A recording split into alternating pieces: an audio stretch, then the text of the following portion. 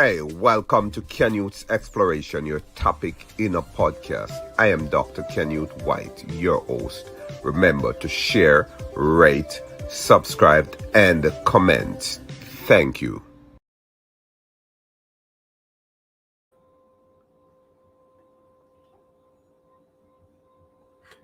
Hey, how you doing? As we'd say in Jamaica, a me man. Yeah, it's me, Dr. Canute White, and Canute's Exploration, your topic in a podcast. Welcome. Let me take this opportunity to welcome those persons who we have realized, based on data, listening to us from Jamaica, naturally, the United States. We're reaching out to you from Miramar, Florida. Canada, those listening to us in Russia, Cayman, Brazil, Denmark, the UK, France, Germany, Ukraine, Spain, Australia, parts of Africa, St. Lucia, Switzerland, and other parts of the world. I just like to say welcome to Canute Exploration, your topic in a podcast. I like to shout out to Ladana Ray, the Ladana Ray show. You must follow Ladana Ray while following Canute Exploration.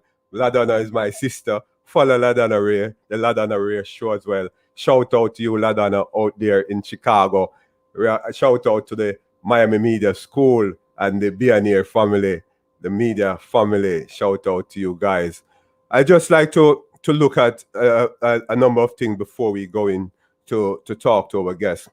The topic, the show is going to be looking at a number of topics in the news from time to time. And I'd just like to share a topic with you that we picked up in the news over the weekend. And it's a Colorado man hailed as a hero for shooting a suspect who fatally gunned down a police officer this week, was killed by police while holding the suspect's rifle. Police said it's sad, but what I want you guys to do is just to reflect on what went on there. We cannot blame the police officer, naturally. In split second, anything could have happened to the police officer. Cannot blame the man either. But the situation as it is. Well, the discussion continues. Just give your comment in the comment box here as you listen to this episode, or go on our Facebook page and make your comment on the Facebook Live as well. Make your comments there. We want to hear what you have to say while you comment and on the topic, the content of this episode as well. It's a really touching story, but that's how it is, and we want to hear what you have to say. The exploration question that I'd like to ask you guys, and also to ask our guest today, it's very it's very interesting, because this question is something that many people perhaps do not take into consideration. We know, if I ask you your date of birth, you'll tell me, say, take for instance, hypothetically, July 2nd, 1990. But if I ask you the day when you were born, perhaps you might not even be thinking about that, right? It's easy to find that out. Just, type in somewhere July 2nd, 1990, and you'll get the date. But the time when you were born, that many of us just do not know, unless we had asked our mummy or somebody who had experienced our birth. I was born Thursday, February 8th at 7:30.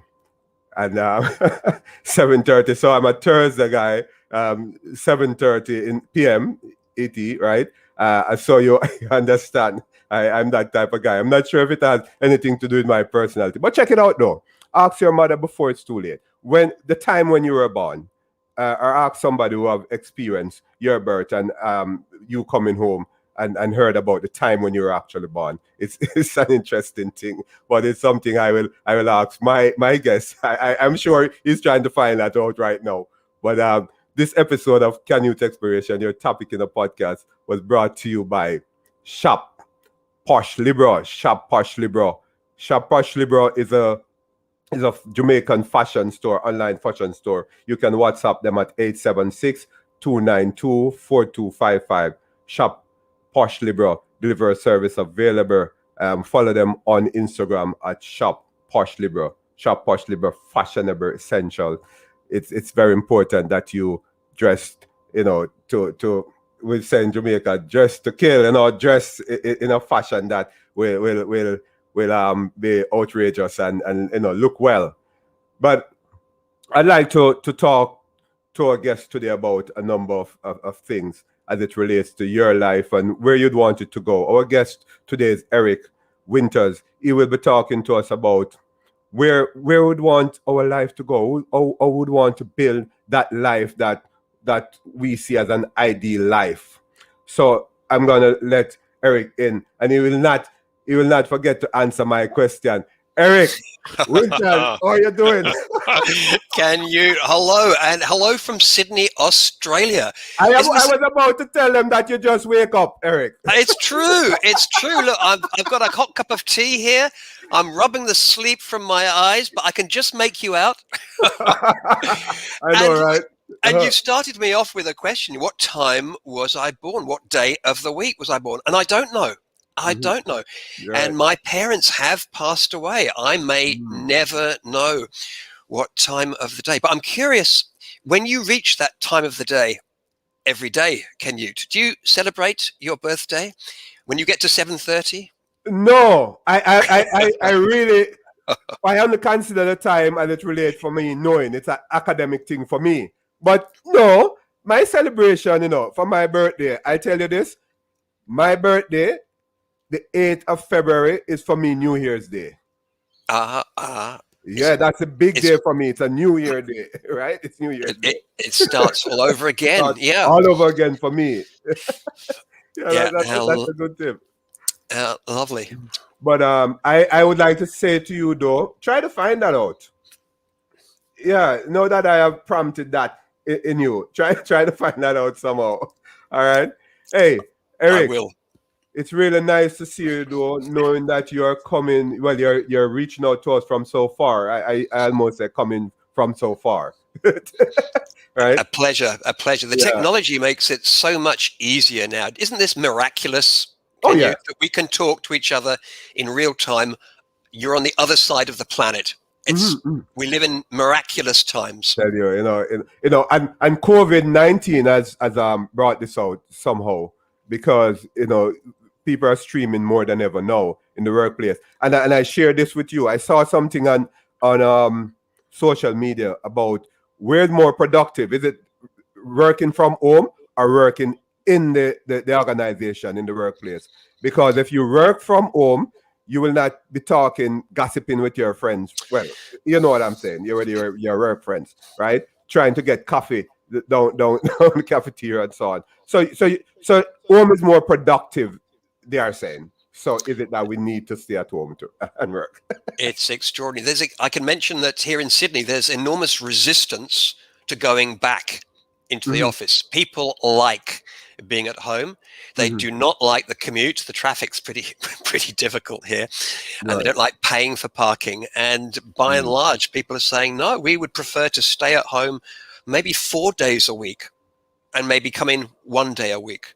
Oh. So that's the predominant theme is people love staying at home, and they are slow. They are finding excuses not to go back into the office. I think that's the same. And you know that I'm Jamaican. I will talk before. And I think that's the same in Jamaica and in the United States where I'm at, right? And it's perhaps a global situation. People now you get used to staying at home and they're loving it. And there's going to be a challenge, after COVID as it relates to the whole synergy in the workplace. I think you're right. I think you're right. But on the other hand, of course, the fact that we are working from home prevents us from talking to each other. And whilst it's possible to waste time talking to each other, we can also learn things from one another. We can share information, share experiences, give each other support. And that's absent now. Working in isolation is also going to have significant downsides, which we need to navigate. But what I want to hear from you, right? Yes. Who are you? Who is Eric Winters? Look, Eric, every time I call your name, be calling and talking with you, I almost say, Eric Williams. I'm not sure if you heard about that Trinidadian politician. Long ago, I was young. I was, yeah. Yeah. Yeah, Was he Eric very good Williams. looking? Was he a very good looking man, Canute? I figure. I figure. You're saying all the Erics are ladies. You're hearing that? Yeah. I don't mind you confusing me with someone who's who's good No, it's looking cool. It's cool. or successful or cool. It's Yeah, or cool. well It's dressed. cool. Yeah. In Jamaica, it's cool. Okay, Yeah. who is Eric Winters? Well, Eric Winters is a self-leadership coach, Mhm. a black belt hand washer, Hmm. and the author of a book, Swipe Right on Your Best Self. Black belt Hand washer. What? Yeah. What? Well, I mean, we it's what we're spending so much time washing our hands now because of the COVID crisis. I've got really good at it. I've got really good, and I've awarded myself a black belt. Canute. I understand. And as I was saying to my listeners last episode, that we have gotten so much as an expert. However, we have learned a new way, the right way to wash our hands. In my mind, we didn't know before. It's true. It's true. We were ignorant. We Yeah, thought we were ignorant about doing that. making them wet was enough, but no. It turns out moistening them doesn't actually remove Right. dirt or bacteria. I- We've got to go up the sleeves. It's a 30-second operation. Yeah, no. I hope that will make us more healthy. Healthier universe, I guess, right? Yeah, but totally. that's cool. I realize you have 20 years of international corporate life. Say a little about that. Yes, yeah, I've been very, very fortunate. So I started life off working in Edinburgh, in Scotland, Mhm. and I had a tremendous job there in the IT industry as a consultant. But after 8 years or so, the industry was going through a bad time, and a friend of mine was promoted to being my manager. And she said, Eric, if you want it, I can get you redundancy. Mm-hmm. And but you've got to choose in 1 week. You've got 1 week. And I said, no. I want to stay here in this country doing this job forever. Why would I want to leave? So I was staying in my comfort zone. And I thought I would live in that country and work in that same job forever. But when I got to about day 5, I realized, I need to be brave here. I need to be bold. And I decided to leave, and it was the best decision I made in my life to leave the comfort, the security, the certainty. Mm-hmm. And it was a good job. It was a good job. Okay. But instead I opted for a bigger life. Mm-hmm. And I had the wonderful experience of living and working in the Middle East, in Abu Dhabi for 2 years, which opened up my mind. Canute, I have to confess that if you grow up in the UK and stay in the UK, you only know UK things. Your mindset is restricted. Right. And I was, looking back, I was a little bit, I had a bit of a superiority complex. I thought back then, the British way is the best way and the only real way. And all of that was shattered by leaving and living with people in the Abu Dhabi from Sudan, from Egypt, from Lebanon, from Syria, from Holland, and even France. I had to work with the French. So it was really healthy to get out of that. And then after that, I went to Germany and had a fabulous 3 years in Munich. And I would encourage all your listeners, if they get the opportunity, to visit Munich. Beautiful city. You can see the mountains, lots of old architecture, and wonderful outdoorsy people.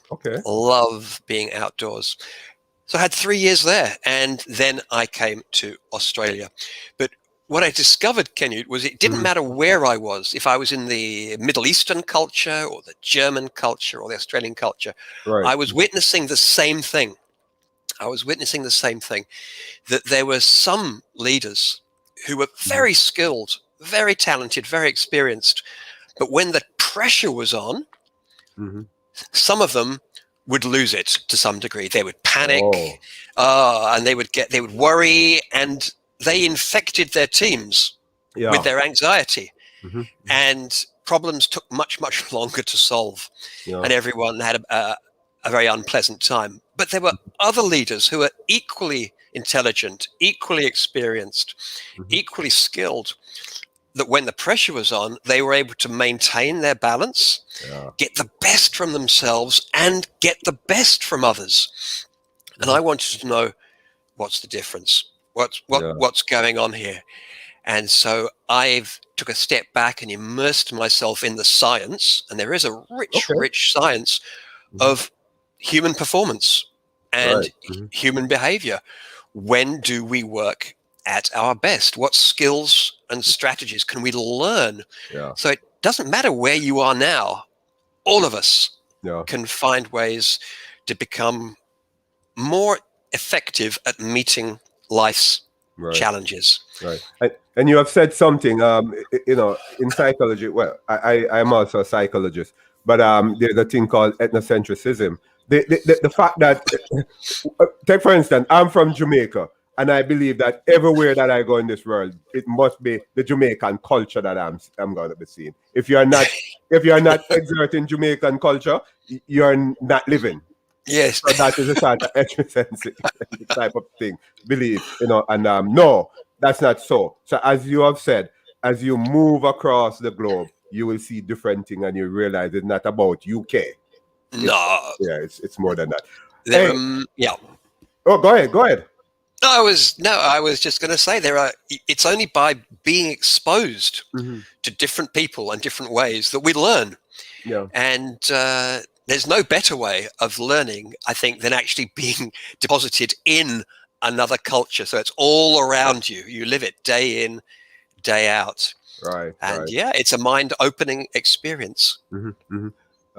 Very, very, very important. We're sitting here with Eric Winters out of Australia. I love to say that it's morning for him, while for us here in the United States, it's 17 minutes after 6. And what time is it there for you? It's 17 minutes after 8 a.m. in the morning. Yes. Yeah, and I was talking about in the evening for us. Okay. Yes, it is. It's a strange thing. Here we are. I haven't had my breakfast yet. Yeah, I know, right? All right. Over 12 years experience in helping leaders. Talk a little about that and their teams.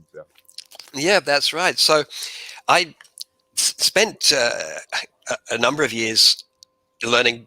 I got 2 master's degrees in human behavioral science, and then I've taken that out of the academic world, and now I'm working with leaders, helping them to better manage their minds when they're challenged. And we are challenged on an ongoing basis. I reckon every 5 or 10 minutes, there are small challenges that riddle our lives. Definitely. Small ones and big ones happen. And some of these challenges we don't want. So they may be company reorganizations. There could be lockdowns. We might be made redundant, lose our work, apply for jobs, not get it. And a lot of these challenges we didn't ask for. But a really rewarding life, a really meaningful, satisfying life is also going to be challenging. And you're going to choose challenges. You're going to choose the challenge of being in a relationship, perhaps an intimate relationship. That's a challenging thing. These things don't go easy. You've got the challenge of beginning a relationship, maintaining a relationship, managing it, taking care of it. And sometimes we have the challenge of leaving a relationship. And the same thing goes for work. If you want to aspire to be your best, you're going to have to learn new things, and you will not be good at them immediately. That can be challenging. You're going to apply for new roles. You may go to different organizations or different towns, cities, or countries. That's challenging. So to really develop in your career, to grow, to develop, is going to be a series of challenges. So I believe that the quality of our lives is determined to a very large degree by how well we can meet life's challenges, the ones we get and the ones we set for ourselves. Interesting. And I love putting my guests on the spot. So this is always an on the spot question. What were the challenges in your childhood? What Eric's childhood was all about? What it looks like? Oh, well, I grew up by the seaside in England with my mother. So my father passed away when I was 5. Mm-hmm. So, of course, I remember very little about it now. Yeah, that's all right. Uh, but I am told it was a challenging time for the family. Of course, Yeah, when the the main breadwinner. Yeah, yeah, right. the breadwinner left, Mhm. he was no longer in the picture. So there was this hole, this big hole. And my father was a fighter pilot in Okay. the Second World War, Mm-hmm. Mm-hmm. fighting, flying Hurricanes and Spitfire planes, shooting Yeah. down the Germans in the Second World War. So I Yeah. grew up with, which nowadays I feel kind of uncomfortable talking about it. I have a lot of German friends, you see, Yeah, definitely. I and mean, and they're lovely people, you know. yeah, of course. And it's hard to imagine that we were Yeah, fighting each other. yeah. It's a wonderful nation, the Mm-hmm. Germans. I know. Anyway, that was history. It happened then, Mm-hmm. Mm-hmm. and my father shot 5 of them down. So he was something of a war hero. So I grew up with the legend Mm-hmm. of this hero. He wasn't there physically, but there was the story, his presence of Mm-hmm. this courageous man was with us. But I had the wonderful opportunity to watch my mother Yeah. step forward and courageously started Yeah. to earn money. Her whole life she'd never had a job. Okay. Now suddenly she had 2 little boys Mm-hmm. and had to earn money for herself. And she worked so hard going out selling, went in the markets, selling socks and Yeah. stockings. That was their Okay. Mm-hmm. family business. And I Mm-hmm. was fortunate enough to observe her Mm-hmm. be bold, step forward, work hard, and be entrepreneurial. So it Yeah. was inspiring. Wow. And as you talk about inspiring, right? Yes. Um, what's the inspirational message from your childhood that something that would perhaps empower others today based on what had happened in your childhood? Well, I really do believe that if we aspire to a bold vision, we all have much, much greater potential to Mm-hmm. achieve it than we realize. Yeah. We all underestimate the extent of our potential. And so as a child, I've witnessed my mother stepping forward from being a quiet, retiring housewife to Yeah. being a successful entrepreneur. And she didn't just work in the market. She then started selling. She had a shop. She had a business in the high street, and she became a respected member of the business community. Yeah. Cool.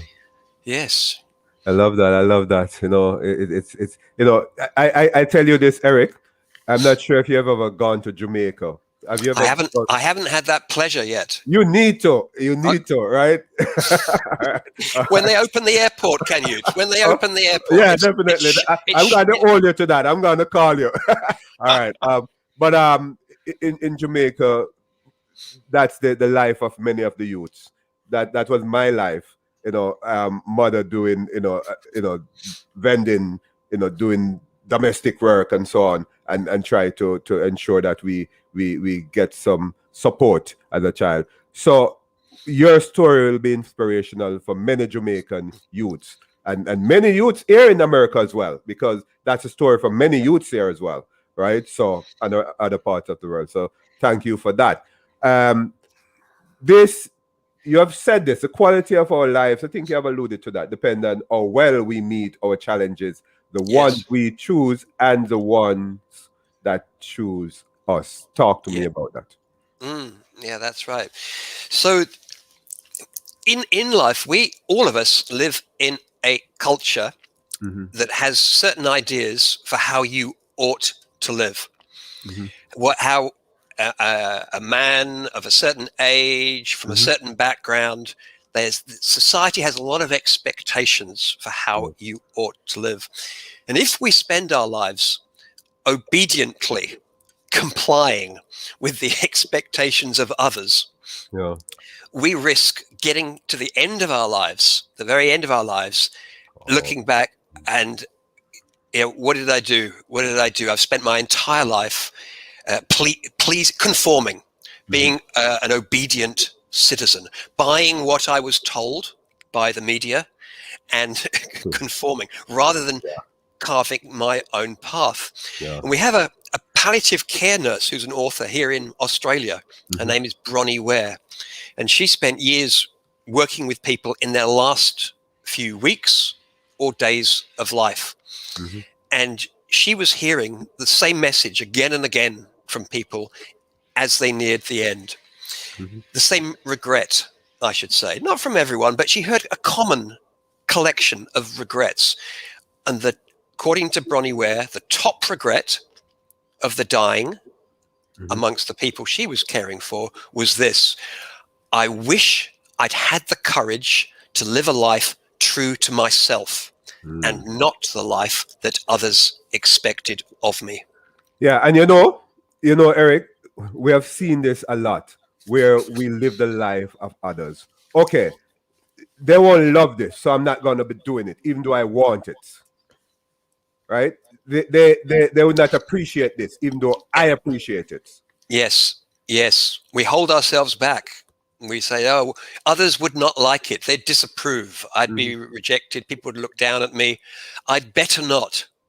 People hold back and take the easier path in the short term. In the short term, it's easier to abandon your own hopes and dreams for your own path, and instead to do what pleases perhaps your parents, or, as I say, maybe just society.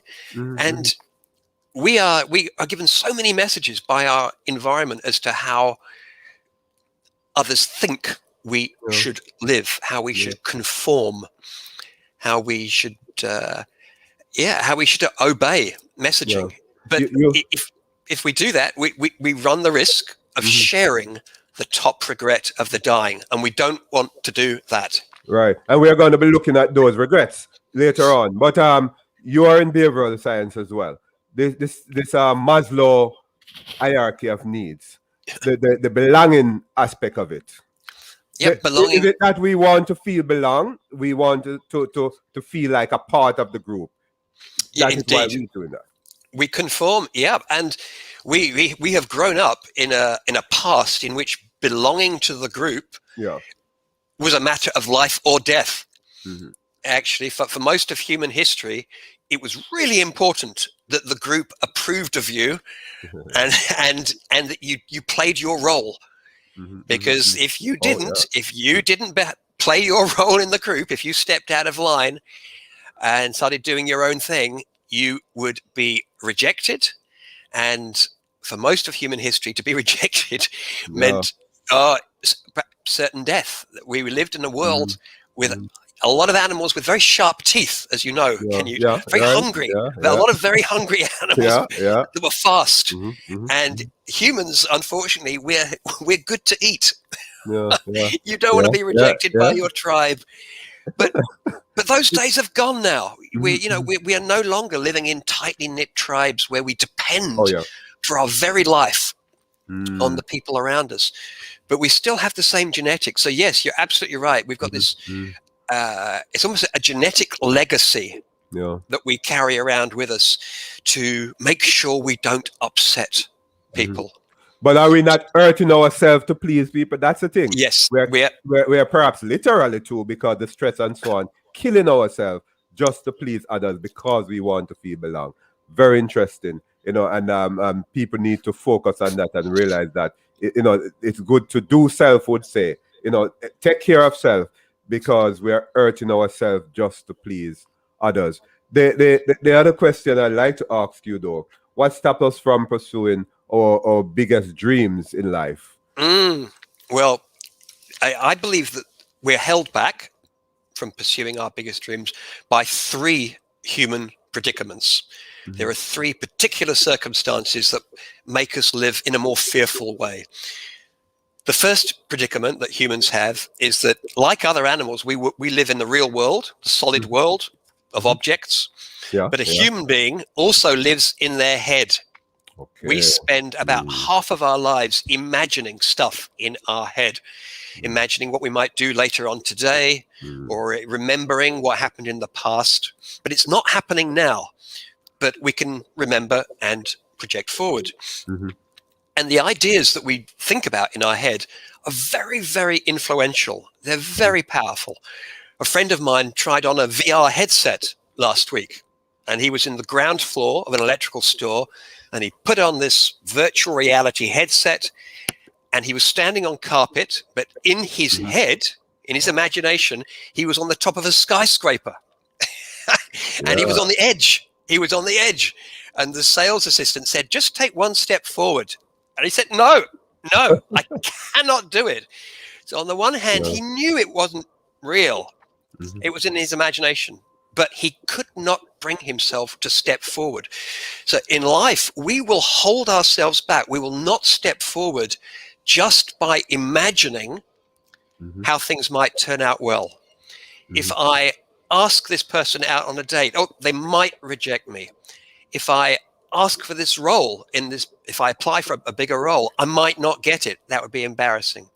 If I spoke in front of this crowd, they might laugh, they might mock. So we imagine things not going well, and we hold ourselves back. This is the first human predicament, a very good and very influential imagination. The second human predicament we have is that we all live in a culture that drip feeds us junk values.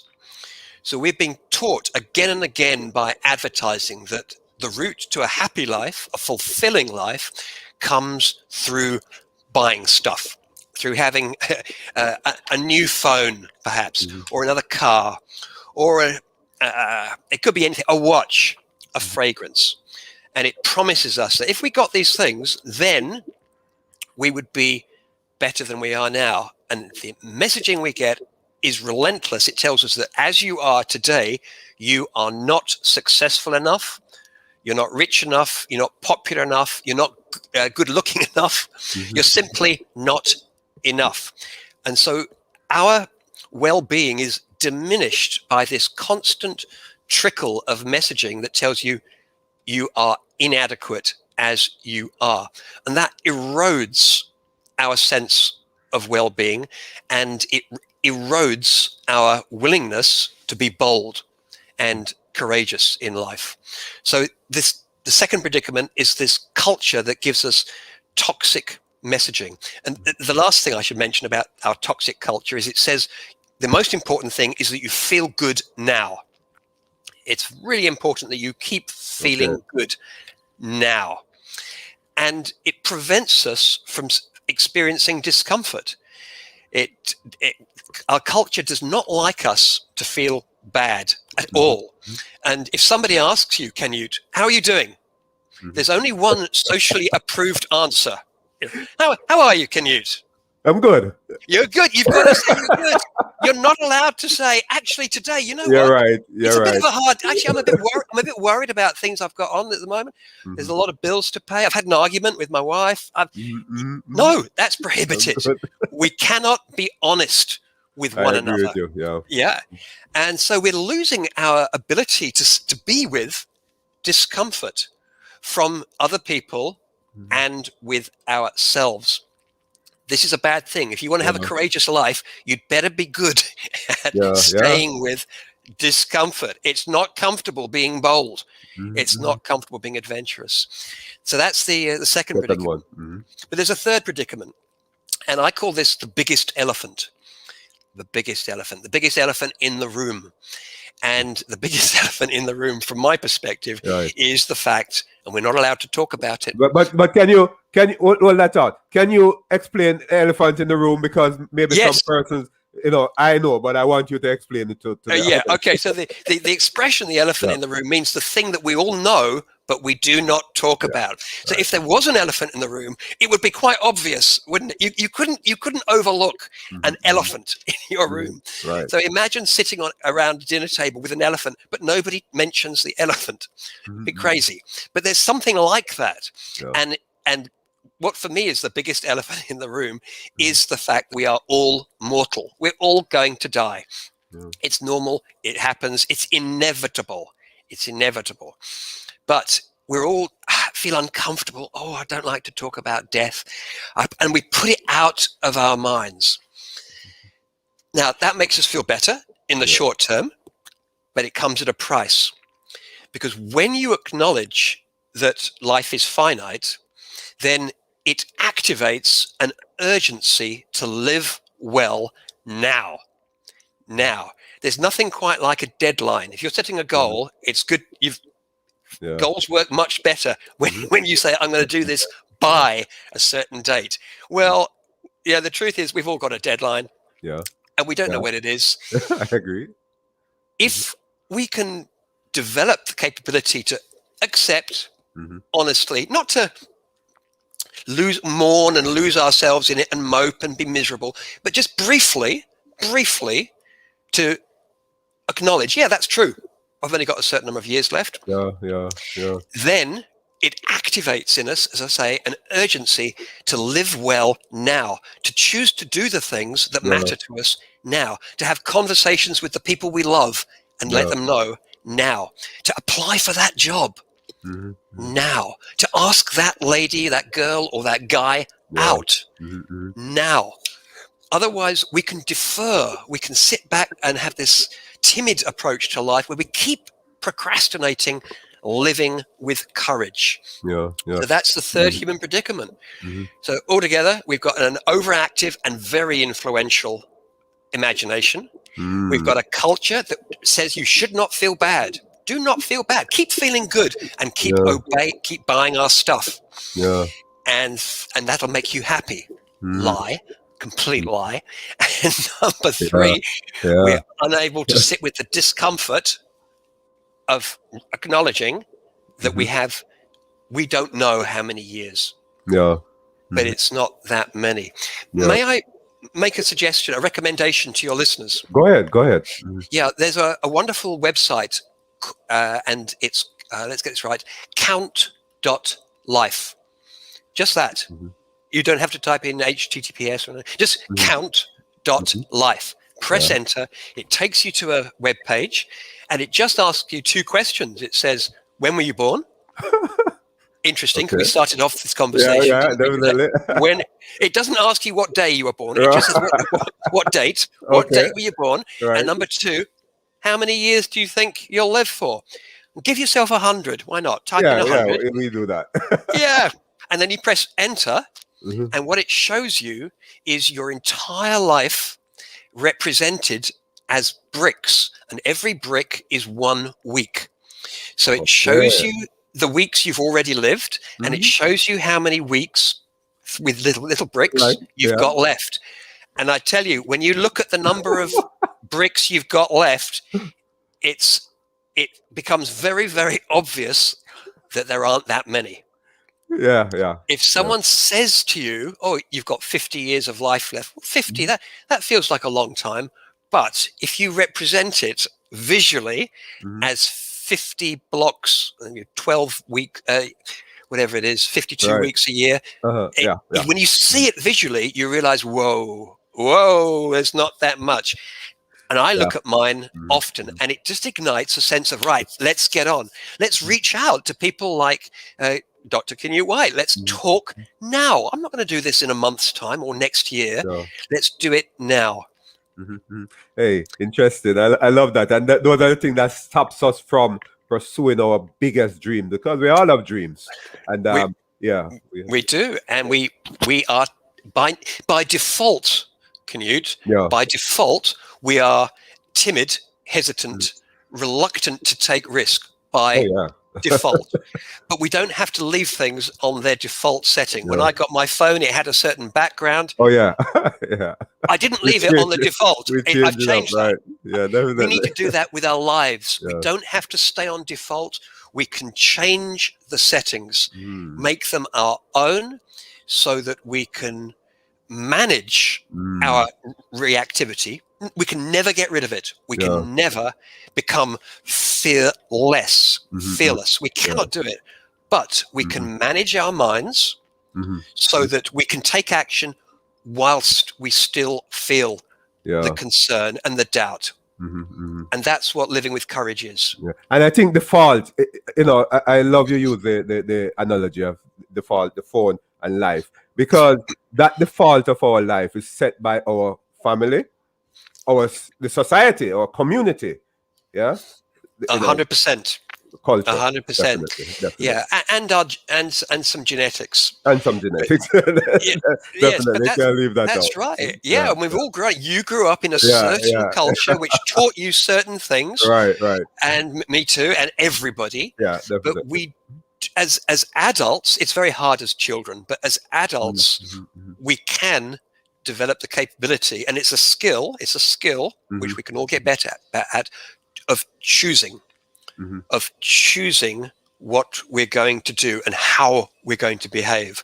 Definitely. What would a meaningful life look like for us? Right, right. And still be respectful to other people Yeah. as we chart our own course. There's no reason to. That has to be. That has Yep. to be. But before I move on to the next question, I'd just like to suggest one of my mantra is that if we need to remain humble, because when we start to believe that we have reached, right, we don't need anybody else. What do you Oh, think will happen? We start to disrespect others. I can disrespect you because I don't need Eric. Let me disrespect him.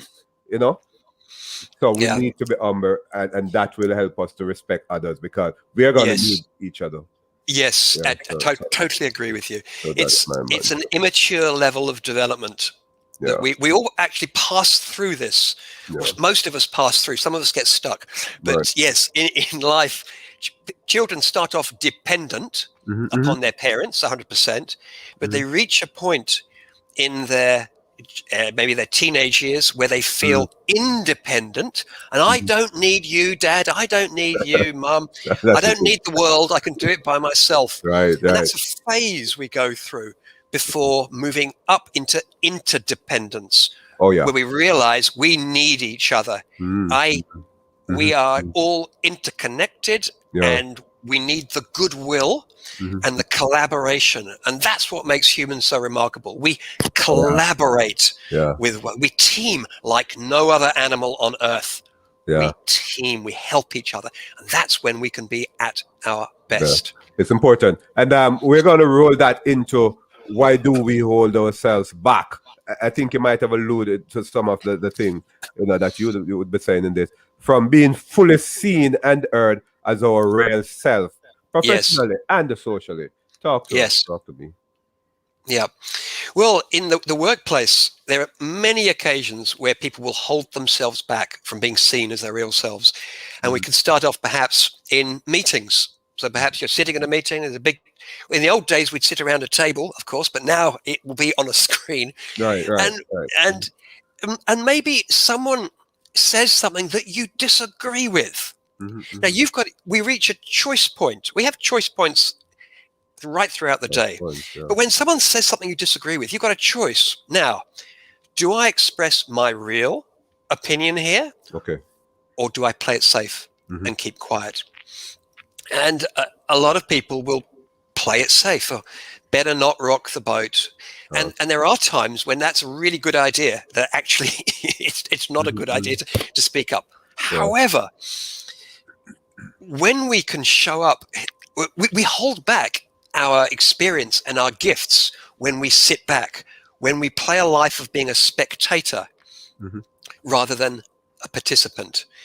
Then others don't get to hear our perspective. Yeah. So being heard and seen as our real self is really vital if we're going to contribute in a workplace. And it's not just speaking up, it's participating, it's taking on new roles. Yeah, I have a follow-up to that. Because you would understand, it's a global thing. It's not an American thing or a Jamaican thing. You would speak up in the organization, and you're downplayed when it comes to promotion and certain things. So this psychological safety is not there. So you're going to hush. Yep, totally. There are circumstances where actually it will truly be in your disinterest to speak up. They want obedience and conformity, and when people express themselves, they are belittled, humiliated, and punished. Now, excuse me.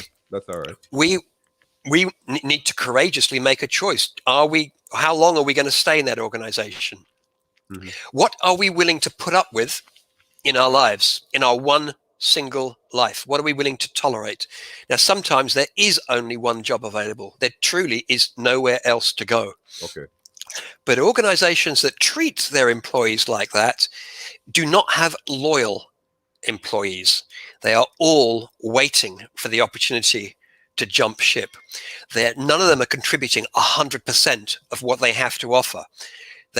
So yes, organizations that lack psychological safety are missing out on the opportunity of tapping in to all that their employees can offer, because their employees are pretending, or they're pretending to agree, they're pretending to buy in, they're pretending to conform. But we also need to be seen as our real selves in our relationships, Canute, and not just work relationships, but personal relationships. We need to really ask for what we want, rather than just, no, I'll just settle for that. I better not rock the boat. People who can develop relationships where they can honestly ask for what they want from each other, respectfully, not demand, but ask for what they want, they're more likely to get it. Asking for boundaries not to be transgressed. Asking for opportunities. So a lot of a really successful life comes from asking, reaching out for what we want, rather than not risking, reaching out for what we want in our relationships, at home and at work and in our careers. Interesting, very interesting. You know, this is Canute White, Dr. Canute White. You're listening to Canute Exploration, your topic in a podcast. I'm sitting in with Eric Winters out of Australia, and it's morning for him now. He just got up. So we are I'm about coming to go round. to I'm bed here. waking up. You're waking up. We I are am. getting sleepy here now, but we're good. I mean, you know, it's very interesting the things that Eric has been saying. Eric, this whole thing about the 5 regrets of dying, you have talked about it for a while. Tell us about that before I go back to talking about pursuing relationship. You might have touched on that a bit. No, you know something, Eric. Let me look at this. This thing about pursuing relationship and your profession, you know, the profession we deserve. What's the challenge with that? You might have touched a bit on that, but I want to be specific. Well, what is the challenge in asking for what we want in a relationship? We're some people, and all of us at times, have been fearful. You know, I want, it could be I want greater intimacy, or I want less intimacy. Maybe I want more time by myself, or less time, you know, more time together, for example. Or I'd like greater consideration. I'd like you to show greater consideration. When we're with others, I'd like you to behave in a different way. So there's all sorts of things we could ask for in a relationship, but often we'll hold back from asking because, I don't want to upset them. I don't want to rock the boat. I'd better not. So it comes at a terrible price if when we're silent, when we put our own wants and needs to one side, we run the risk of building up resentment over the years. So it's really important that we develop the capability, and that's what I spend my time doing with people, Canute, is helping people to develop the capability. Unfortunately, what most people do is just use willpower to be courageous. They say, I'm going to do it. I'm going to ask for this.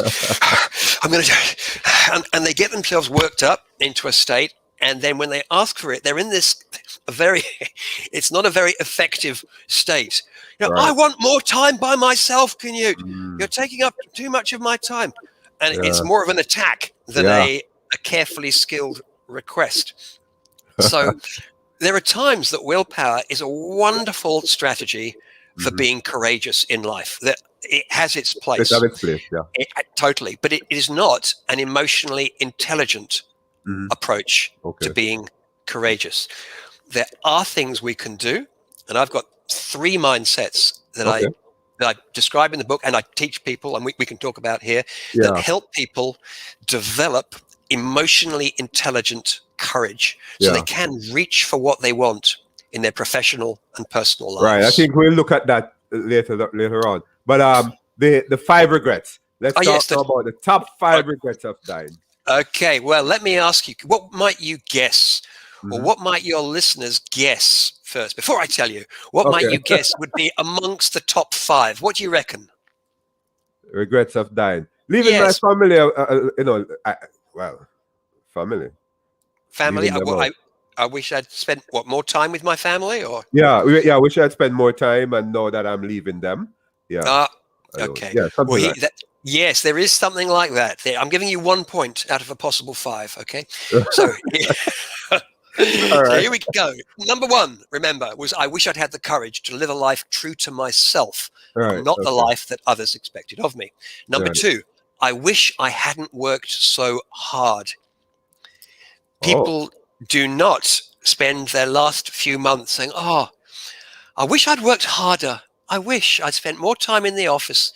I wish I'd answered more emails. If only I had filled out more spreadsheets. No. That's not something people wish. That was number 2. Number 3, I wish I'd had the courage to express my feelings. I wish I'd had the courage to express my feelings. Number 4, I wish I'd stayed in touch with my friends. I wish I'd stayed in touch with my friends. It's so easy to get apart. And number 5, I wish that I had let myself be happier.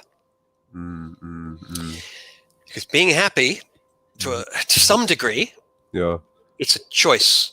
We decide, we choose. Am I going to be happy in this situation, or am I going to grumble and mope and complain? So we have some choice there. Those were the top 5. Yeah. How much do we blame society, though, or can we blame society for not fulfilling our wishes? Well, when we have a sense of a very limited agency. So when we feel disempowered, we feel like we don't. If we feel like you don't have much choice, then we look for people to blame. But it's a perception that we can all slip into, and it's a perception that we don't have much choice. But it's been said by very wise, as we both know, very wise psychotherapist Frankl. He said, look. Everything can be taken away from a person except their ability to choose their attitude in any given set of circumstances. Anything. So he was in a prisoner of war camp we were not even a prisoner of war. He was in a concentration camp during the Second World War as a Jew, locked up, watching his friends being executed. But he discovered that it was still possible to manage your mind even under those challenging circumstances, to not give up hope, to imagine a better future. And he found that it is possible, even under the worst circumstances, to choose your attitude. And you talk about attitude, and I just like to clarify this, because attitude and behavior is 2 different things, people. Attitude basically speaks to the belief, the emotional aspect of things that influence your behavior, right? So your emotion, your belief of an object, a person, an event, and that influence your behavior about that person, event, or object. So yes, I love that word, Canute. It's really an important distinction you've made there. It influences, but it does not control.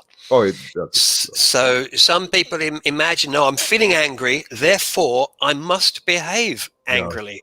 And it's not true. We can feel any emotion at all. Extreme happiness, hope, despair, depression, jubilation, exhilaration, anything. And still we can choose what we're going to do and how we're going to do it. Definitely. Yeah. And that's important. Yeah, I'm glad that you're in behavioral science as well. We can relate. Yes. This is Canute Exploration. I am Dr. Canute White, Canute Exploration, your topic in a podcast. I'm sitting in with Eric Winters out of Australia. Sydney, right? Sydney, It's Australia. true. Yeah. All right, Yeah. I'm Sydney. looking out. Yeah. There it is. I can It's see it out the Sydney. window. This All is right. Australian sunshine on the Yeah, plant I here. love it. I love it. All right. Hey, the this thing about avoiding the number one regret most people have in life. Or can Yes. you do that? Yes. Absolutely. So here we go.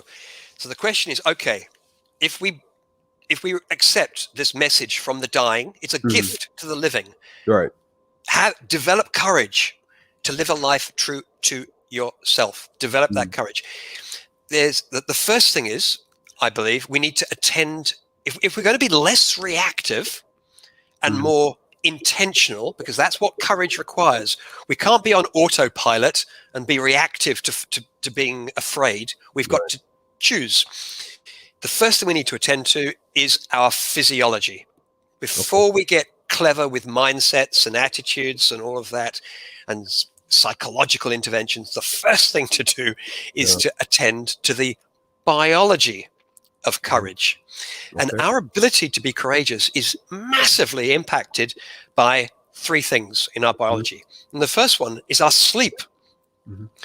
It's a bit ordinary, I know, but the truth is, we've got to call it out. Yeah. If we cheat ourselves of sleep, we miss out on the part of the night where we get an emotional intelligence tune-up. Okay. So during our REM sleep, and we have about 5 periods or more every night, we have REM sleep, and it's during our REM sleep, our dream time at night, that our emotional circuits get a tune-up.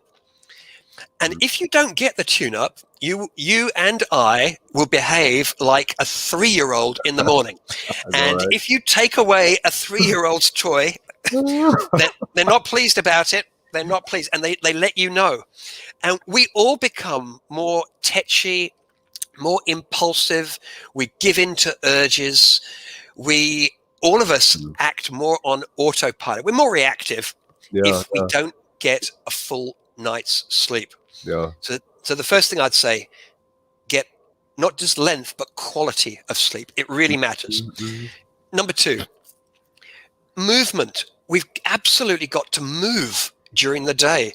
The only reason we have a human brain, a brain at all, is to help us to move. Animals in the sea that live stationary lives on a rock, they don't have brains. They do not need to navigate. And if you're going to go above things, around things, avoid risks, move towards what you want, you need a brain. And it turns out in a human animal, our brains love movement. They work well after and during. And I'll just ask you, have you noticed that you have ever had any good ideas while you've been out walking or cycling? Movement. It's good for our brains. And interestingly, when we move, we release into our bloodstream a courage chemical. They're called myokines. It's sometimes called the hope molecule by researchers. But we just become more positive and more aspirational. So if you want to lead a courageous life, move. Throughout the day. It's a simple thing, but it makes a big difference. And the final thing that we need to do to take care of our body is what we eat. And incredibly, the food we eat makes a big difference to our mood and our sense of well-being. So and it's the ordinary things. We already know about this. It's vegetables. It's vegetables. Sugar is really bad for our gut health. It's really bad. And I don't want to preach. People can choose to do what they want. I know, right? I don't want to tell people. But the science has shown now that when we have a diet high in sugar, our gut health, all of those fungi and bacteria and viruses, the things that live inside our gut, they lose their diversity. They become dominated by one sort of bug down there. And all those bugs, extraordinarily, they send messages through the gut wall, which go to the brain. Our mood is impacted, influenced by the life inside of us. Incredible. Yeah. So we need to feed it well. And the bottom line is lots of vegetables. Lots of vegetables. So it's really good for your mood. So that's the first thing I'd say. Mm-hmm. If you want to lead a courageous life, sleep, eat well, Yeah. and move throughout the day. Not just once in the Yeah. day. We've got to be standing up, moving. Not a marathon. Walk Yeah. around the block. Yeah. Walk around the block. So those are the first three things, the physiology we need to attend to. Mm-hmm. After we've attended to that, then there are three mindsets which prepare us for living courageously at work and at home. Yeah. Interesting. Yeah. The first mindset, I call it defiant gratitude. Okay, defiant gratitude. So remember, we're in a society that is telling us that we're not enough, not attractive enough, popular enough, rich enough, all the rest of it. Yeah. And that diminishes us. It makes us feel disempowered. And it also makes us feel helpless because we've discovered that no matter how much we buy, we never actually feel enough. It doesn't work. It doesn't work. So instead of having this sense of lack, which is created by our culture, we need to develop defiant gratitude for what we do have already. So rather than focusing on what's missing, I wish I had that iPhone, is it 12 we've got to at the moment? I don't know. Rather than focusing on what we don't have, we focus on what we do have in life. Right. We all have so. I have the opportunity to talk to you across the planet. Yeah. Wow. Feel good about that. I have drinking water. We take this for granted. Clean drinking water in an instant. Yeah. Until recently, emperors could not dream of such a thing. The most powerful people on the planet, until recently, did not have hot and cold running water. Yeah, I know, right? No medicine. We have libraries now. We have internet. I can eat strawberries if I want them any time of the year. They're always in the shops. Strawberries. We've got books. We've got videos. Medicine. Medicine. We've got so much. So it's important during the day, just once or twice, we pause and feel great gratitude or appreciation for what we do have. And this is an antidote to the toxic junk values that we're given. Appreciate what we've got. This is the first mindset, defiant gratitude. And I say defiant because advertising does not want you to feel satisfied. It does not want you to feel good now. It only works if you feel bad so that you'll try to fill the gap. So be defiant, and enjoy what you have. It doesn't stop you from reaching for more. Right. Yeah. But what you have is what you have gotten. So you do. Why not enjoy it? Yeah. And even 2,000 years ago, the Stoic philosopher Epictetus said, learn to want what you already have if you'd like to be happy. Yeah. So this is old wisdom. It's old wisdom. Number one, defiant gratitude. Number two, we need to also, I'm going to say we need to have self-compassion for the circumstance that we find ourselves in. This is kindness to ourselves. It's very easy, Canute, to imagine that everybody else is happy and has got it all together. We look at other people's outsides and we compare them to our insides. And we notice we all have an inner dialogue that's worried about tomorrow and is anxious and it regrets things we did in the past. But we look at other people and we can't see what's on the inside. Everyone else seems so happy and together and successful. And we can feel isolated. We can feel set apart. When we feel isolated, that erodes our well-being and our courage. So instead of being self-critical and beating ourselves up for not already having so much money or so much success or whatever, instead of being self-critical, we need to be self-kind, nice to ourselves. And that shifts us into a headspace in which we can be more courageous. Mm-hmm. We can be bolder.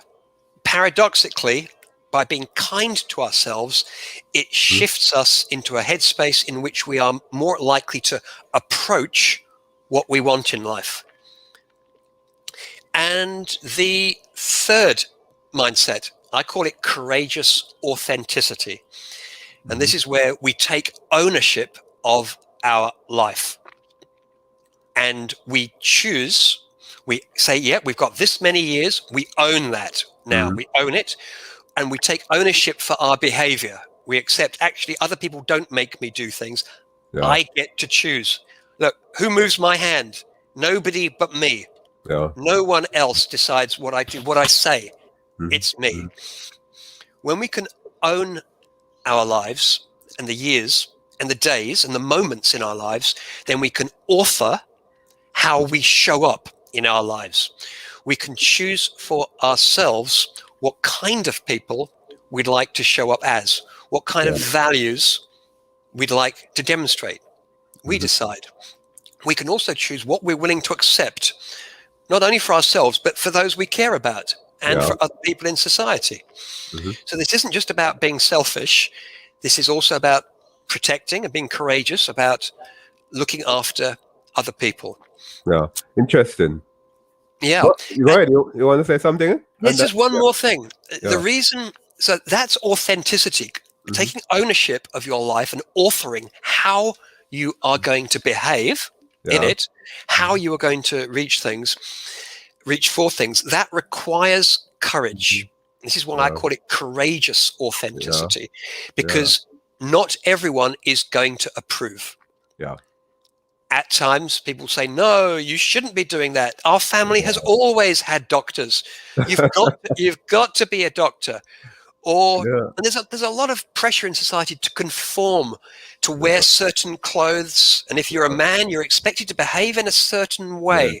With women and other men, there's certain ways which are approved of, which society will, yes, good, you're behaving the way we expect. Appropriately, right. Yeah, appropriately. According to the norm, yes. Now, you could have a life following the norm.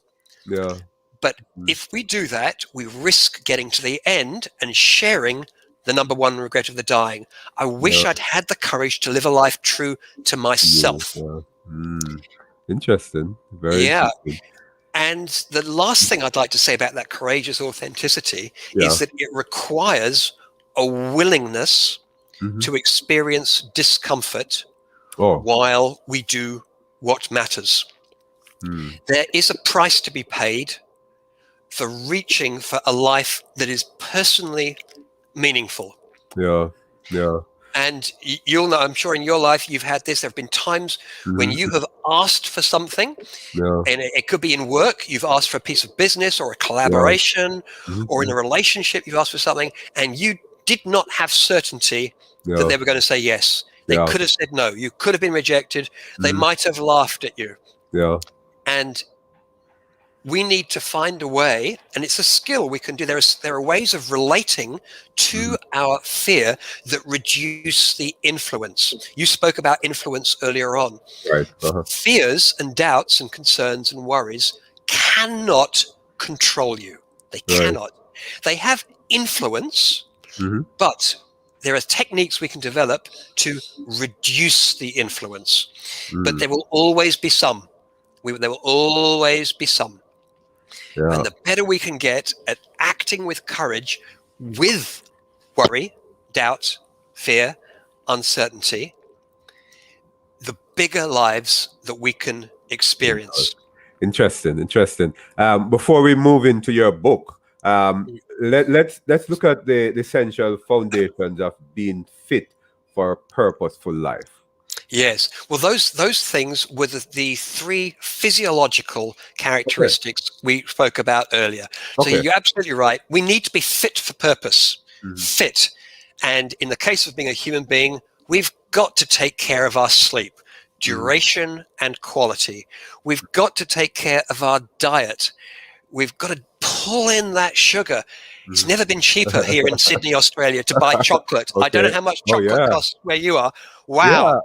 I can buy a kilo of I have to put it on my shoulder. A kilo of chocolate for just a Oh, few dollars. It's oh yeah, really, it's super cheap it's now. cheaper in US, I guess. Yeah. Yeah, it's never been cheaper to get to eat badly. Mm. Yeah, yeah, And so we've got to take care of our food and dial yeah. up the vegetables, dial down the sugar. And Oh yeah. thirdly, we've got to move. So that's what I talk about when Okay. I mean getting fit for purpose. Oh, okay. So that Fit. You like it? Fit yeah. for purposeful life. I love that. I love it. I love it. Hey, your books. Yep. You know, it's how did your book get its name really? Because you know, the book really is Oh, that's nice. Nicely done. yeah, I know, right? Yeah, that's me. That's Canute's exploration. Your topic in the podcast. You know, we get the graphics good, right? Beautiful. I like your overlays, Canute. Very Thank you nice. very much, man. Thank you, Eric. So, where Yeah. that name comes from? Yes. Swipe right. Swipe right on your best self. Well, it's not that long ago, but this app on the phone, Tinder, showed up. I don't know when it arrived, but a few years ago. And in Tinder, as you may know, on this app, you're presented with lots of different people that you might Right, want to right. date. Yeah. And the people, if you like someone, Mhm. you choose them by touching them and swiping right. So when you choose someone, you swipe right. And if you don't want someone, you swipe Oh. to the left. And I've noticed now it's not just Tinder. I bought something on Amazon last night and Yeah. it was the same. You want this? Swipe right. So swipe right has Okay. become a metaphor for choosing. Mm. We put a lot of time into thinking about who we'd like to be with in a relationship, who you'd like to date.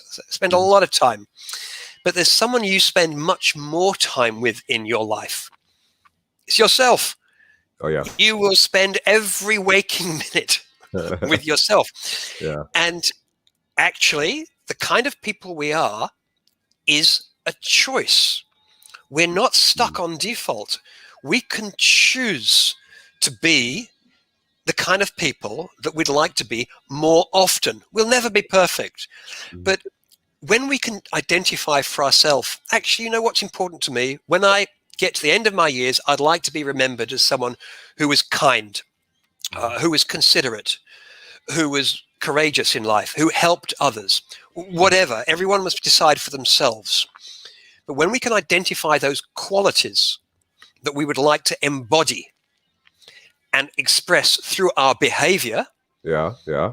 then we can develop the ability, once we know what we want, then we can choose to be like that kind of person intentionally more often. And I call that swiping right on our best self.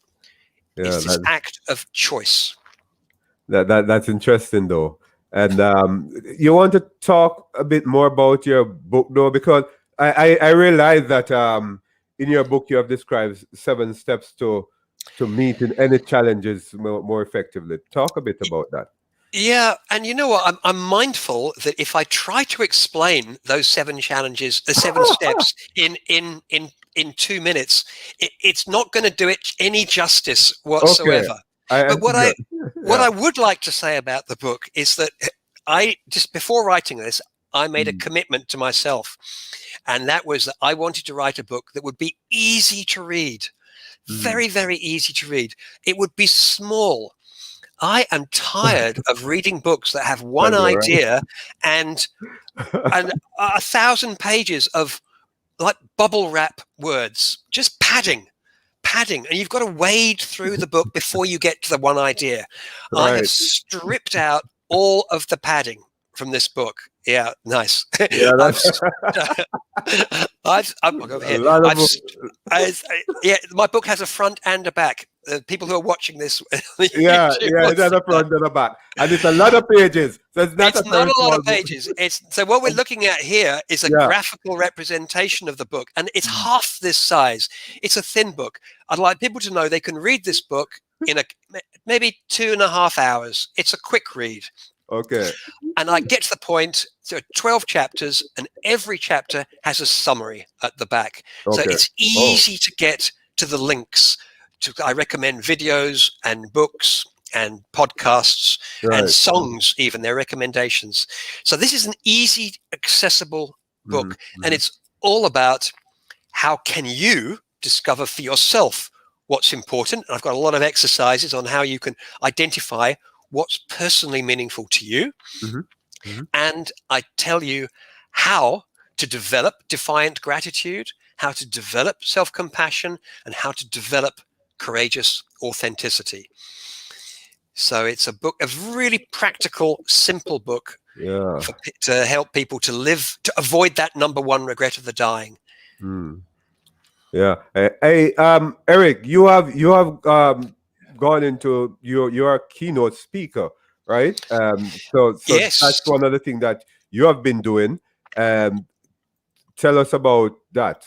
Yeah, well, organizations are very, very interested in getting the most out of their employees. Increasingly, there's a lot of interest, especially in Australia. I don't know if it's the same in the US. Oh yeah, of course.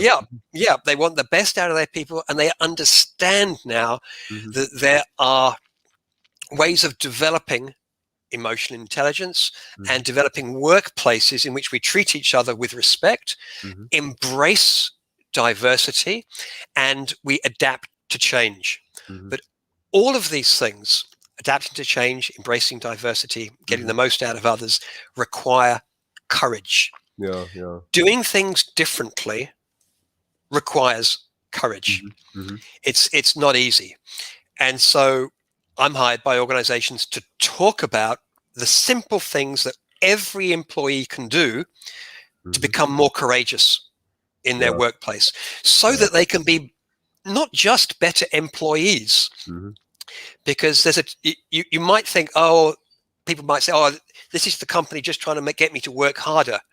But it's not, because people learn skills that help them to enjoy their life, go further in the organization, climb faster, or leave it.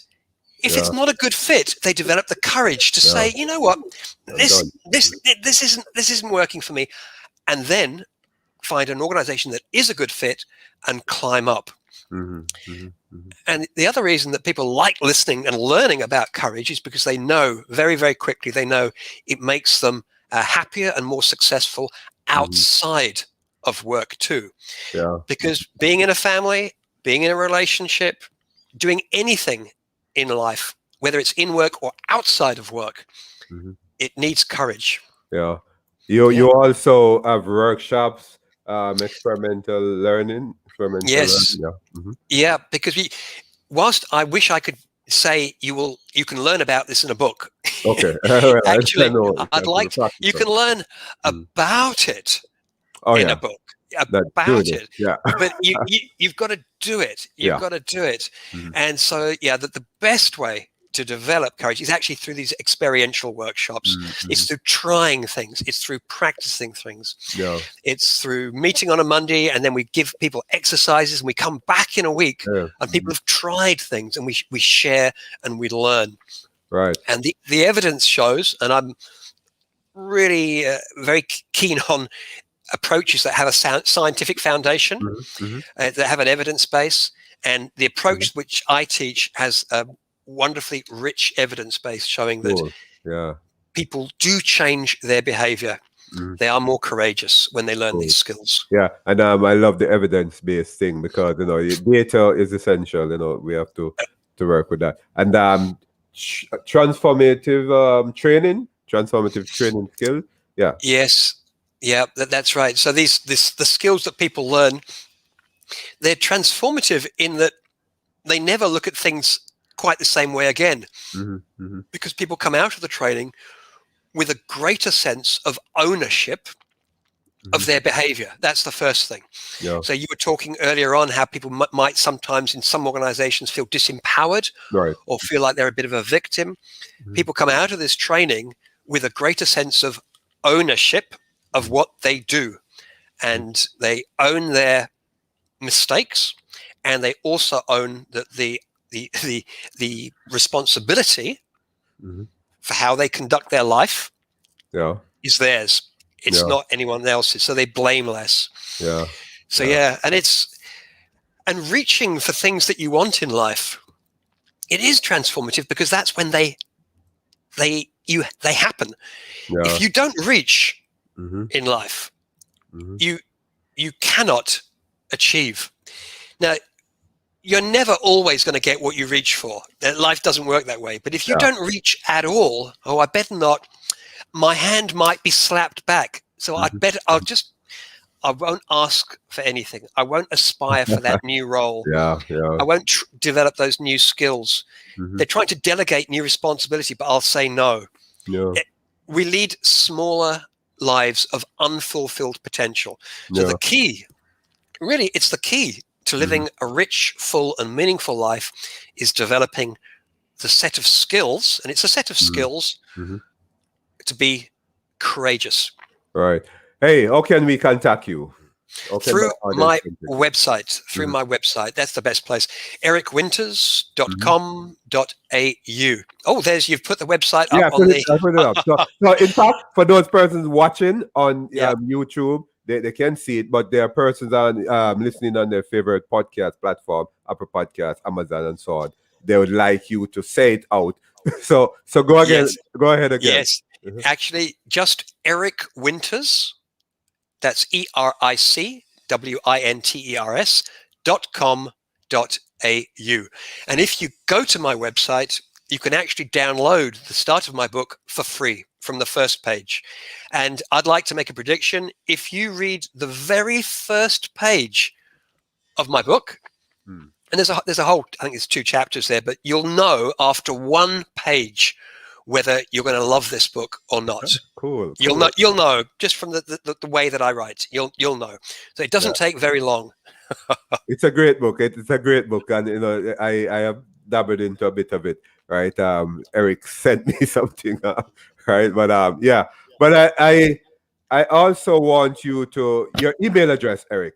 Yes. So it's hello@ericwinters.com.au. I would love to hear from any of your listeners, to hear what are the things that we've spoken about today which resonate for them. Right. And also to hear of the times in their life. I'd love hearing this from people in my audiences and workshops, the times in their life when they have been courageous. Okay. And often, people tell me that the times in life that they are most proud of, when they look back, the occasions in which they are most proud, it involved courage. It's not the times when they lay on a beach and it was warm and they had a cold drink in their hand. That's not the time that they're most proud of. It's they did something. They aspired to something. They asked someone out, or they applied for a job, or they started a new business. They started a new podcast. Right. And you should be proud of those moments, as Definitely. you should be proud, of starting this podcast. Of course, and I'm meeting so many wonderful people like Eric Winters and others. Hey, Eric, I'm going to ask you something before I let you go. Really? Look, and I'm going to ask it to you. I put you on the spot. What are your strengths? You will tell me something. My strengths. Yeah. Oh no, this is the kind question. Thank you, Canute.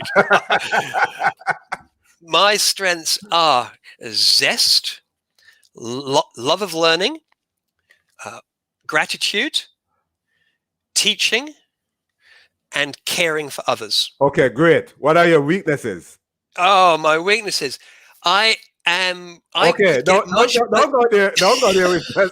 No, and this is why I'm asking you that. When people ask me, what are your strengths? I tell them, zup, zup, zup, zup. Yeah. What are your weaknesses? I'm like, Oh, yeah. Yes. Talk to me. Talk to me. I'll tell you, I'll confess up. I'm very, very bad at administration. I just hate administration. Tax returns, invoices, anything to do with paperwork. I am guilty of procrastinating. I'm just awful at it. So that is it's my kryptonite. My kryptonite is admin. It's awful. Terrible. And I know it makes sense to stay on top of these things. I understand I ought to. Yeah. And but I hate it. I'm awful at it. Hey, Hey, Eric, so nice talking to you, though. You can, And we know we can get to you on Facebook as well. oh, yeah, of course, Facebook and LinkedIn. If people, I should have said, thank you for mentioning that, Yeah, Canute. talk to If us. people would like to stay in the loop, because I do run workshops, Mm, free workshops online. And if mm. you connect with me on Facebook or LinkedIn, you're more likely to hear about them. Give us the Uh, angles for those. What Facebook is? What is my that? The Facebook, Eric? well, it's actually Yeah. my handle is Mhm. the same for Facebook and LinkedIn. Okay. It's at Eric Winters AU. It's the same handle for LinkedIn and Facebook. Okay. So it's Fine. at Eric Winters AU. How about That's your where you'll. phone number? Is that I'm phone not number? providing. Oh, you've put my phone number. Don't put. now, now the whole planet is going to be calling. It's going to start ringing in a minute. I didn't want that up. All right, that's fine. That's fine. We'll deal with that. I'll, Yeah, we'll deal with that. All right, Eric. It's nice. It's nice talking to you, though. It has been great talking to you. Right. and you. Thank you so Yeah. much for the opportunity to meet you and to share some ideas and to hear your Yeah. perspectives. Yeah. Yeah. And I will listen to this again. I usually, you know, I listen to my guests. I go back and listen, and I am sure you listen to your I do. yeah, you I go do. back I because do. you learn from it. You learn from what you have said. Every time. It's been said that the only way we learn is by reflection.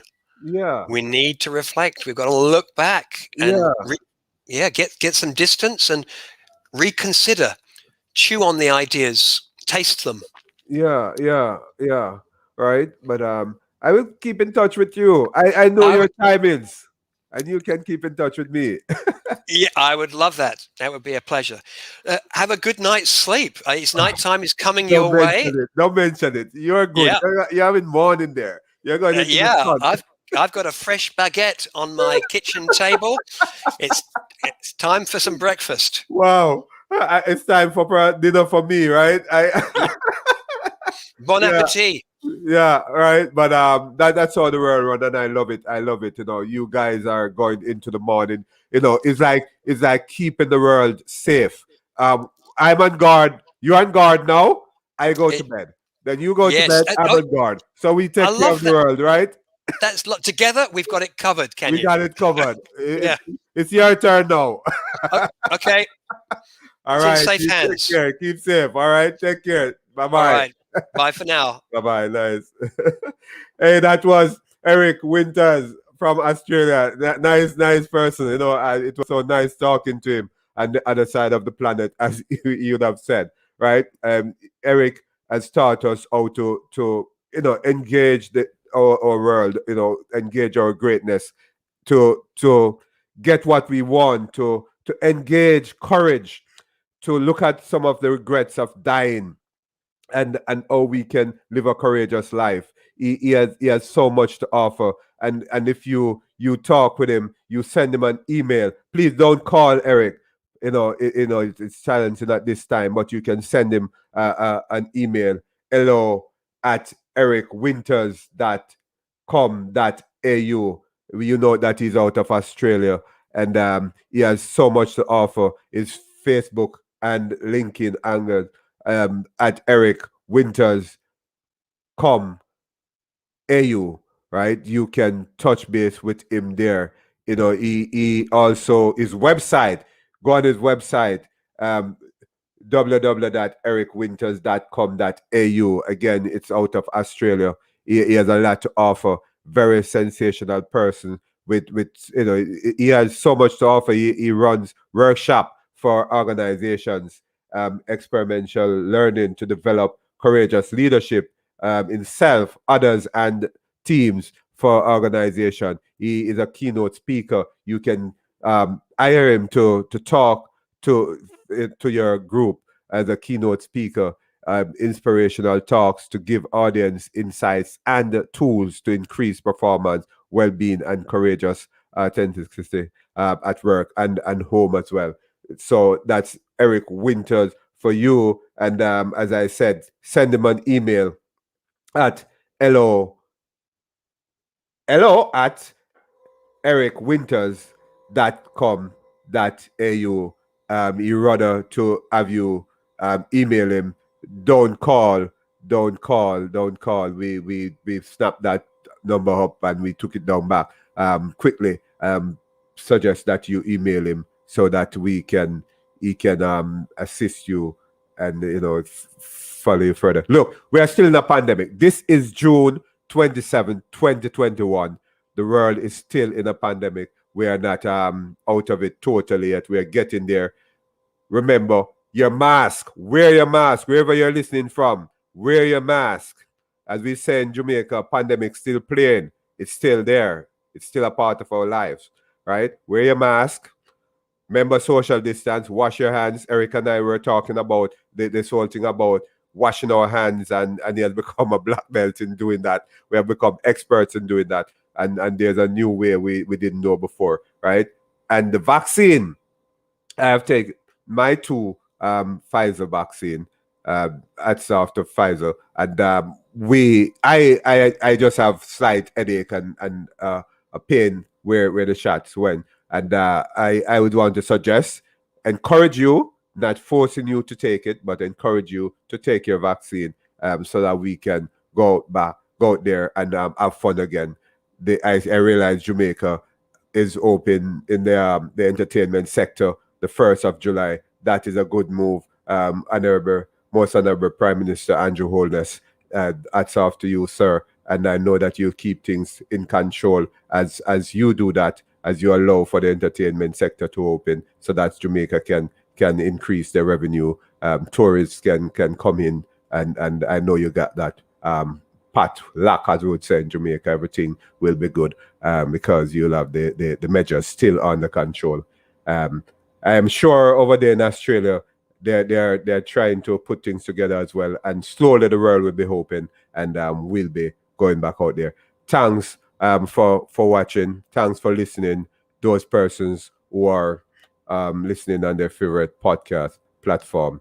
Hey, this was Canute's Exploration, your topic in a podcast, a CM Pen LLC production. I am Dr. Canute White. Remember to subscribe, share, rate, and comment. You can reach me at wradio668@gmail.com. Follow me on Instagram at Canute's Exploration. Thanks for watching. Thanks for listening. Goodbye.